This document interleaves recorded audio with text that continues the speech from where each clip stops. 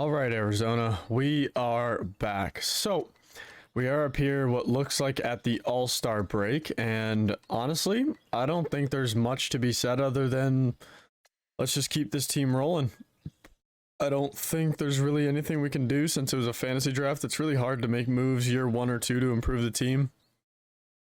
You don't really have either prospects built up. You don't really have the guys you can trade if you're a good team.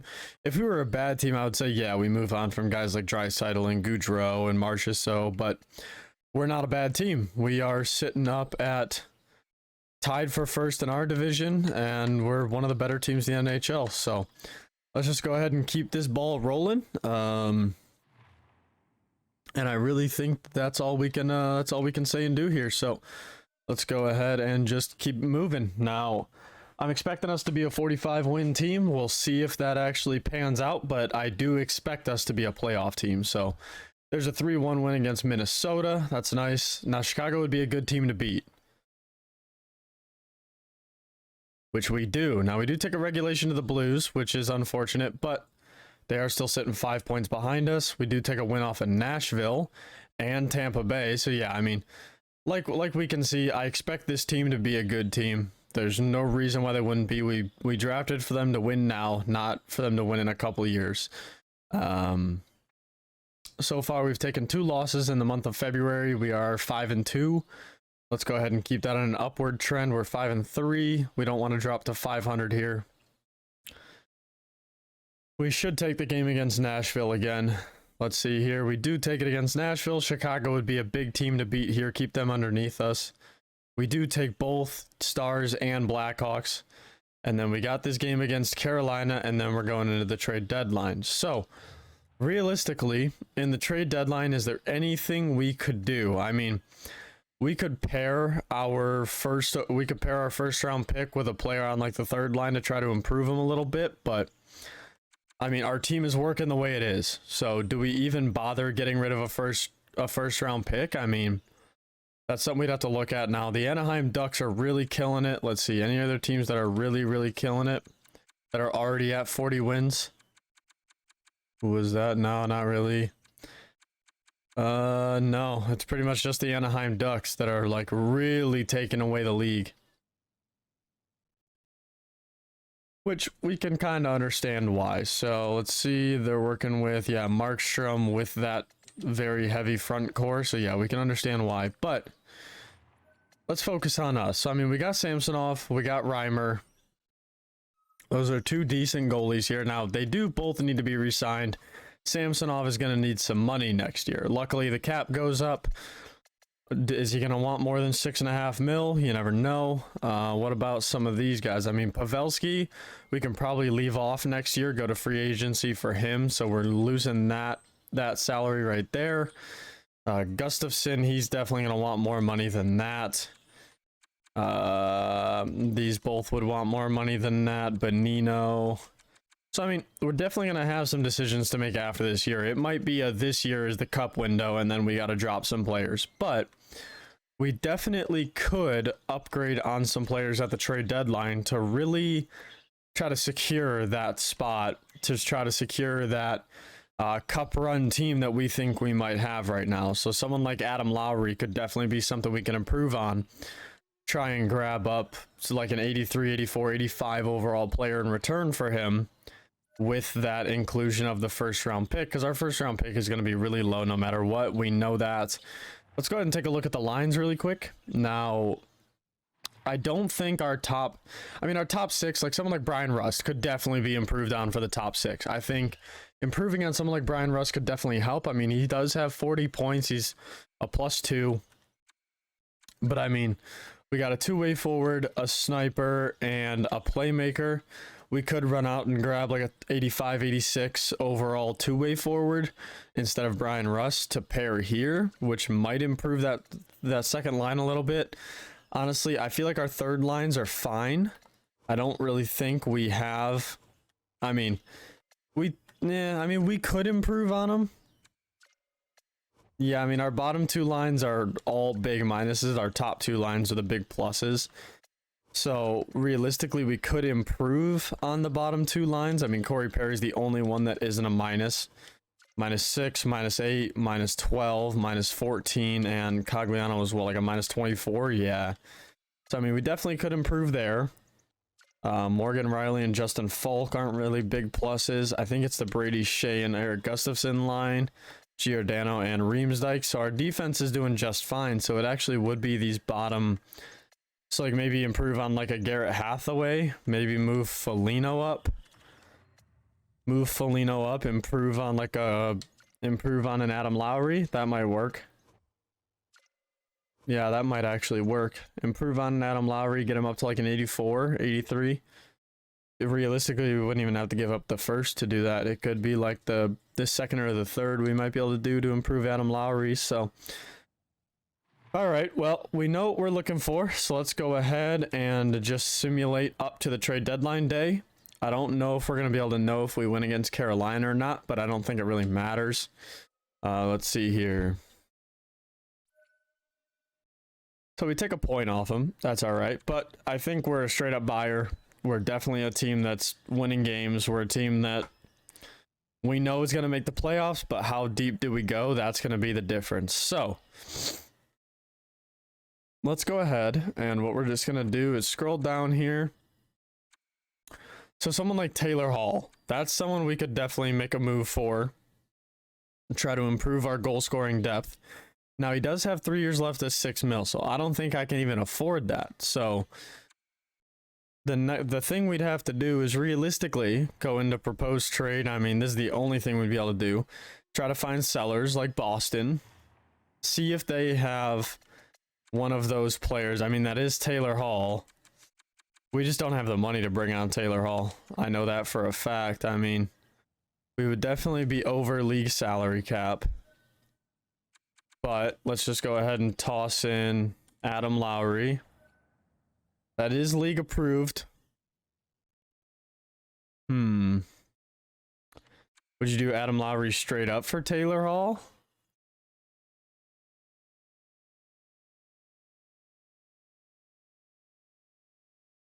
Well, I won't be able to move him before the re-sign, and that means that I'm possibly not getting some of our players back. No, I don't think Taylor Hall works. Buffalo is a conservative buyer. What? All right, I guess so, sure. Seller. All right, and then the Stars are sellers. I don't get that. JT Miller. See, but that's where we'd have to for sure give up our first. Yeah, we'd have to like for sure give up our first to get that. A first in Lowry for JT Miller. He's only got 1 year left, so we don't have to worry about him on contract space. He is just a bonus to our team for this year.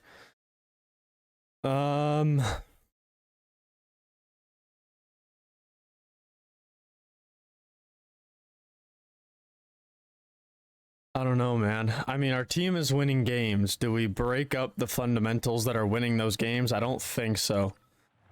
No, I think we just stick with it. With the team that got us here, with the team that's pretty much guaranteeing us a playoff appearance, I think we just stick with it.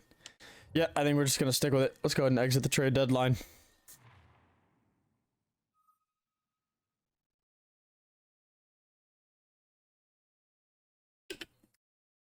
All right. So, I mean, I don't think there's really anything we're going to have to do here. I think we're just simulating through the end of the season. We'll go ahead and check on it when we get closer to, like, I mean, there's actually nothing we can do. So, realistically, I think we got to win 8 more games to be in the playoffs. I think that happens within this month, if not beginning of next. Nope, we don't need anybody off of waivers. There we go. We got the 5-3 win. All right, we take a loss to Nashville. That's okay. They're way down at the bottom, so I'm not too concerned with that. We are still 5 points up in our division. Yeah, there we go. Now we stack 2 more wins, 3 more wins. Let's see. Joe Pavelski has a fractured left elbow. You will be back, it looks like, for the playoffs, though. So we should be okay there. Let's go ahead and best line since it's our top line. 1-0 loss. No goal scoring in that game. That's unfortunate. Pulled groin for Marcus Foligno. All right, now the injuries start stacking on us when we really need to make a run here. Yikes. Andrew Cogley. Oh, okay. All right, game. Don't do this to me right now. There we go. All right, we're stacking wins. We're good. 92 points. Let's see here. Let's get one against... 1-0 loss. What about Colorado? 3-2 loss. 1-goal games each game. Oh, no. And then a 5-2 loss against Edmonton. All right, don't fall apart now. Cogliano's back. All right, we got Dallas and San Jose in back-to-backs here with 3 losses in a row. We do get a point there. Oh, come on. These teams are making a climb right now. We need 2 more wins. I feel like 2 more. Okay, we clinch a playoff spot. There we go. Let's be a 45-win team, though. Oh, come on. All right, best lines there. We'll obviously go and adjust our lines ourselves for the playoffs. There we go. We were a 45-win team. Now that it seems like everybody's back, let's go ahead and adjust these lines. There we go. Nick Bonino down here, and then we go ahead and get Lowry back in here. All right, there we go. We should be good now. Wow, he might have a 100-point season. He's at 78. What's Pavelski at? He did miss a couple games. He's at 81 as well. Wow. Yeah, this was a good team. I mean, it seems like our first line just carried this. Let's go ahead and obviously we got one more game to simulate here. But 7-2 win. Okay, so 46 win, 100-point team. That's what you like to see. 100 points in year number 1. That's a really good milestone. Leon Draisaitl had 101. So let's go ahead and do a season wrap up here in points. Let's go check how all of our individual players played. So Brian Rust was best on that second line with 56, 48, and 46 for our second line. But our top line was all point per game, which is really nice to see. And Samsonov and Reimer really did their job with 911, 906, 2.6, and 2.9. So, yep, Samsonov had a good year. I'm glad to see that. Let's check defenseman here. Our only minuses on a full-time player was Van Riemsdyk. Other than that, we had some pretty good point production here, 32 points. So, not too bad for our defensemen. All good pluses as well, except for Riemsdyk, but that's okay. Now let's go ahead and we're just going to look at the entire league here. Let's see. So our top goal scorer was David Pastrnak at 51, and trailing right behind is the dynamic duo, but no longer on the same team, McDavid and Draisaitl. McDavid did end with 109 points. Is that top in the league? It is top in the league. Draisaitl at number 2 with 101, so very typical again. Other than that, let's see if there's anybody that surprised us. Any defensemen up here? Yeah, Adam Fox had 60 assists for 70 points. Makar had 60 assists for 71 points. Let's go ahead and just look at defense. Here we go. Okay, so 71 points did lead the league, but on Ottawa, so he was on Ottawa with 71 points and a -5. That's rough. All right. Now, what about goalies? Who led the league in wins?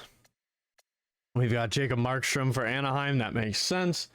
UC Saros for the Tampa Bay Lightning, and Tristan Jarry for the St. Louis Blues were our 40-game goaltender winners. Not too bad. We have wait, I could have swore our guy got 35. Did he get 34? Yeah, Samsonov at 34. Okay, but still definitely up there. Let's go ahead. I mean, Bobrovsky definitely got there because of his team scoring goals in front of him, not because of stats. Let's go ahead and go by save percentage. Let's pop up this minimum here. I definitely don't want to see the guys with 19 or 25 games. I want to see it based on starters. Here we go. So minimum 30 games. Looks like Jake Ottinger had probably the best year. I mean, Tristan Jarry had a great year, and Markstrom had a great year. But say you put Ottinger on those Anaheim Ducks, and he might win 45 games with those stats. So big ups to Jake Ottinger. And let's see, rookie skaters. Who's the best rookie? We got Lucas Reichel, had 22 goals with 48 points. So it looks like Lucas Reichel is probably going to win that Calder Cup. or the Calder Trophy. So, not looking too bad. All right, so let's go ahead and we're just going to look at team stats really quick. Look at who won the President's Trophy. Let's go ahead and go entire league here. All right, so there we are. We were 7th best in the entire league, but only 7 points away from the Anaheim Ducks. So we were definitely a good team. Let's see. We had more goals for than the Anaheim Ducks, but their goals, I mean, we only had 5 more goals against. So we had more goals for and only 5 more. We had 3 and 5. So we were definitely up there. Let's check goals for per game. Where were we? We were, looks like 8th best. And then goals against, we were, it looks like 9th best. There were 2 teams in best goals against that just didn't make the playoffs. Yeah, we were 9th best. And that's probably just because they didn't have any offense. Florida and Los Angeles, it just looks like didn't really have any offense. Let's see, power play. I don't see us there. Let's see if we're up here. I don't see us there. So what was our power play percentage? We are in the Central Division. Let's see. Our power play percentage was 16.3%, so that's 3rd in our division, so we were probably like 10th or 12th. Our penalty kill was 3rd best in our division at 85.8. Let's see where that might look like it falls in the entire league for penalty kill percentage. Yeah, I mean, right around middle of the pack. It looks like our 5-on-5 was definitely really good. Yeah, we were about middle of the pack, so I mean, we've got, 5-on-5, we're definitely that team, so that's good to see. All right, after the playoffs is when we get our awards ceremony, so we got some time here. Let's go ahead and get straight into the playoffs, so here we go. It's advanced day until the, there we go, regular season has ended. So, we got the Chicago Blackhawks round number 1. Now, I know what it's like to have a rivalry with Chicago, being a Red Wings fan. So let's go ahead and see what it looks like when you're in Arizona. So we got home ice advantage, which is really nice to see. But let's go ahead and get straight into this. I mean, I don't think there's anything we got to do. We adjusted those lines when everyone came back. So yeah, let's go ahead and get right into this. Period number 1, playoff hockey here in Arizona. Let's go. We take a 2-1 lead. We got Marchessault and Falk both on the power play. So there's our power play right there. All right. So, all right. Period number 2. We go up 5-1 with another power play goal from Marchessault. And even strength from Glendening and Pavelski. All right. So there's our offense shining through. Now, they are bound to have a goalie game. Mark Giordano with a 6th tally. Now, Josh Bailey does get a goal for them, but they're only back within 4 now. We got another power play. And we get a power play goal from Draisaitl. Yeah, so I mean, our offense is pretty heavy for a fantasy drafted team. So I'm definitely expecting games like this, but I'm also expecting goalie games from them, from Matt Murray himself. So we definitely have to be able to keep them down at 2 goals when they have a goalie game and we just can't get anything past. So good game number 1. That's a good sign. So let's go ahead and hop to game number 2 here. We won 8-2 in game 1, so I mean, if that's any indicator, we should probably breeze through the series, but you never know. Anything can happen. Let me get a drink really quick, and we'll go ahead and get into this. All right, so we are here at game number 2, period number 1, still in Arizona, still over in Mullet Arena, so let's go ahead and get through the first period. We do go down 2-1, so Draisaitl scores, but so does Pierre Engvall and Athanasiou. All right, so let's go to period number 2 here. We do tie it up 3-3. Well, we go up 3-2 with Giordano and Toffoli, but they end up tying it up in not in the so the late stages of the second period had no goals. So we'll see if anyone is carrying momentum into the third period. Let's see how this goes. Leon Draisaitl gets an early goal, and Joe Pavelski follows him up 20 seconds later with another goal. So yeah, it's going to be hard for them to stop our goal scoring ability. Adam Lowry and Eric Gustafson. All right, so they just can't stop the goal scoring. Their defense probably just isn't strong enough to stop our offense. We tally 4 in the third to make it a blowout looking game when it was a tie game going into it. So we've scored 15 goals in 2 games. They've scored 5. I don't know. I mean, it just doesn't look like they have the defense to really contain us right now. So let's just get into game number 3 here. This looks like a breeze of a series now. Anything can happen, but it looks like a breeze of a series. Period number 1 in game number 3. We're now in Chicago in the Windy City. Here we go. Tied 1-1. Adam Lowry got a power play goal right on that power play that we were about to see. But Mika Zibanejad ties it up 8 minutes later. Let's check second period here. Here we go. Still a tie game 1-1. All right, we saw a tie game going into the third last game. So we'll see. They do have a power play, and they do get a power play goal with York. All right, so they might be having their goalie game here. It looks like they are. We do have 33 shots, only 1 goal for, so we got this is one of the Brian Russ does bring it within 7 minutes left. We do have a power play. Can't get anything on it though. That was our time to take game number 3, and Delzato buries the empty netter. So they do take a game. We're up 2-1 in the series now instead of 3-0, which I feel like we definitely could have been up 3-0 in the series there, but let's go ahead and get up to game number 4. Still in Chicago here, so looks like home team has won every game so far. We'll see if that trend stays true here in game number 4, period number 1. Here we go. 2-1 Chicago. Oh, there's Lucas Reichel showing up. So they got Colin Miller and Lucas Reichel. Nick Bonino does get a tally, but going into period number 2, down by 1. Let's see. Still down by 1. Pavelski tied it up, but then Pasternak, so they got Pasta as well, the leading point getter in the whole league. So definitely going to be hard to contain him throughout the rest of the series. Let's see how this third period goes. We are getting outshot here, so this isn't a goalie game for them. This is a lack of offensive game for us. We do kill off that penalty. We got 6 minutes left. 5. Oh. All right.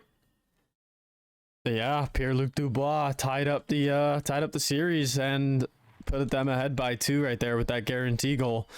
All right, so home team is winning every game. We have home ice advantage, so if that holds any value, we take the series in 7, but I'd like to take it in 6. So let's go ahead and win these next 2 games. Come on, Arizona, don't drop too much. We gotta get that goal production back. We scored 15 in the first 2. Period number 1 in game number 5. No goals, and they outshot us 19-7. All right. Period number 2. Come on. Draisaitl has been showing up in the playoffs for us. Pasternak and Bailey. Let's tie this game up in the 3rd, potentially go ahead. We got to slow down their offense. They are outshooting us by almost 20. All right. Here we go. Come on, we got that power play. That power play was working for us in the first 2 games. Just no power play goals on the road. It looks, I mean, Adam Lowry got us 1 in that first road game. We're actually at home, and we just lost a game at home. We're down 3-2 in the series, just like that. We were up 2-0. It felt like a breeze of a series, scoring 8 and then 7. And then in the next 3 games, we only combined for 5. All right, well, we got to win 2 straight. We have to win 1 on their home ice. They broke the trend of winning only on home ice. They scored, or they beat us on home ice. Oh no. All right, game number 6, period number 1. We got to make it out of this game for sure to give ourselves a chance. Marchessault does tie it up late in the period. All right. Period number 2. All right, same thing. They go up early, we tie it up late. Let's see. Period number 3. All right, come on, Arizona. We could do this. I built you guys to win, Tyler Toffoli. There you go. All right, that sniper on the second line gets his work in. Come on, hold on to it. Force a game 7. Let's do it. 5 minutes left. Come on, you guys can do it. Come on, Samsonov. There we go, and Garrett Hathaway secures us that game with the empty netter. There we go. We finally get to see an empty netter. All right. So we are going to game 7, where when we started the series, it did not look like a game 7 type of series. So let's go ahead and get right into it. This is really all we've got. Back on home ice. Let's do it here. All right, period number 1, game number 7 of round number 1 for the Arizona Coyotes. We do go up 1-0. Draisaitl, he's been showing up big this series. All right, period number 2. All right. Sean Corrali does tie it up for them earlier in the period, but Brian Russ gives us the go-ahead with 2 minutes left. That's a big momentum carry. All right, let's kill that off. There we go. All right, here we are. Up 2-1, halfway through the third period. We're out shooting them. We got a power play. And they get a shorty to tie it up. Oh, Sean Corrali. Oh, there we go. Corey Perry. Our depth comes in with a goal with 5 minutes left. And it looks like we get past round number 1, especially with that empty netter by Justin Falk. All right. So, we do get past round number 1 here. Now, Luke Glendenning has been injured with an injured wrist. All right, let's head coach replace that player since he's on the 4th line. That'll get done the proper way. Let's go ahead and simulate up to this day here. Now, I do want to keep these videos a little shorter. I want you guys to not have to take an hour and a half out of your day to watch these. So we're going to cut it off here. We're at 25 minutes. We got through round number 1.